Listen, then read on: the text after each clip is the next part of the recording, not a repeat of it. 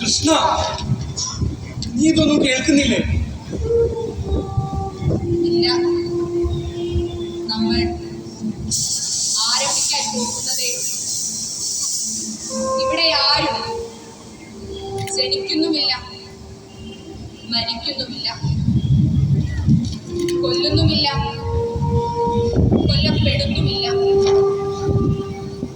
ഒരാൾ ജീർണിച്ച വസ്ത്രം ഉപേക്ഷിച്ച് മറ്റൊന്ന് ധരിക്കുന്നത് പോലെ ജീർണിച്ച ശരീരം ഉപേക്ഷിച്ച് മറ്റൊന്നിലേക്ക് പ്രവേശിക്കുന്നു. ആയുധങ്ങൾക്ക് അതിനെ മുറിക്കാൻ സാധിക്കില്ല, ജലത്തിന് അതിനെ നനയ്ക്കാൻ സാധിക്കില്ല, കാറ്റിന് അതിനെ ഉണക്കാൻ സാധിക്കില്ല. കുട്ടികളുടെയും സ്ത്രീകളുടെയും നിലയ്ക്കാത്ത നിലവിളി ഒച്ചകൾ എനിക്കിപ്പോഴും കേൾക്കാം. അത് ഭൂതകാലത്തിൽ നിന്നാണോ അതോ ഭാവി കാലത്തിൽ നിന്നാണോ അതോ ത്രികാലങ്ങളിൽ നിന്നാണോ? എനിക്കൊന്നും മനസ്സിലാകുന്നില്ല കൃഷ്ണ. അർജുന, വിധികൃതമായ സ്വധർമ്മം നിർമ്മമമായി നിഷ്കാമമായി ചെയ്യുക. അങ്ങനെ ഉണ്ടാകുന്ന മരണവും നല്ലതാണ്.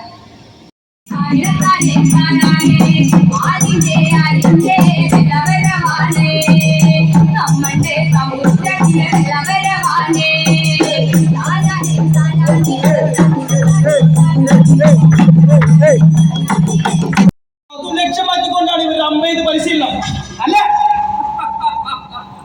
അത് മാത്രമല്ല, നിങ്ങളിപ്പോ ആ പാടിയ പാട്ട് കേട്ടോ, ഉപ്പില്ല കടല് കണ്ടാൽ വെയിലില്ല വേനൽ കണ്ടാൽ, അതിനർത്ഥം നിങ്ങൾ രാജാവിനെ സിംഹാസനത്തിൽ നിന്ന് ഇറക്കുന്നല്ലേ?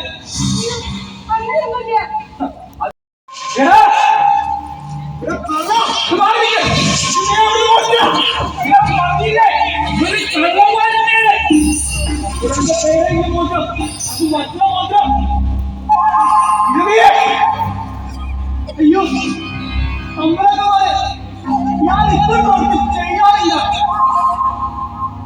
പിന്നെ പുണ്യവാനായ ബ്രാഹ്മണൻ നിനക്ക് നീയാണെന്ന് കരുതി രാജാവ് നിനക്ക് സമ്മാനം തന്നാറുള്ള കേട്ട നിലവുണ്ടാകണം. ഞാൻ മുക്കുവനാണ്, എന്റെ പേര് പുരുഷൻ എന്നാണ്. ഓഹോ, നിനക്ക് പേരുണ്ടല്ലോ. ഈ കാണുന്ന വഴിയിൽ ചൂണ്ടി ഉപയോഗിച്ച് മീൻ പിടിച്ചിട്ടാണ് ഞാൻ എന്റെ കുടുംബം നോക്കുന്നത്. അതിനാലേ அதுக்கு ஏதாவது ஒப்புதல் இருக்குதா? இருக்கு.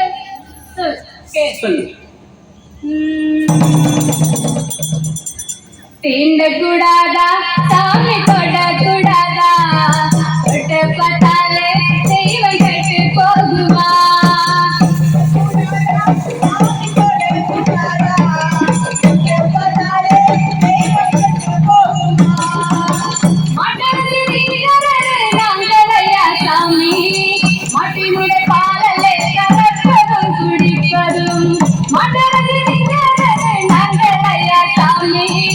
மட்டினுடைய பாலலே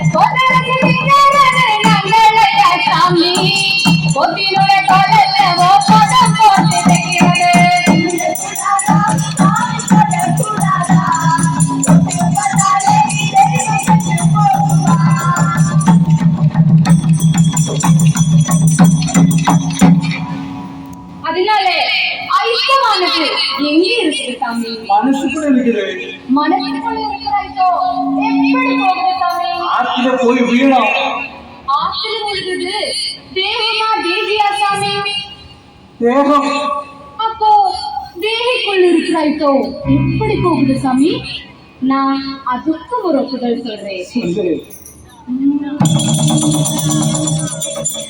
அதிகரிகனூரே நான் வாதிச்சீ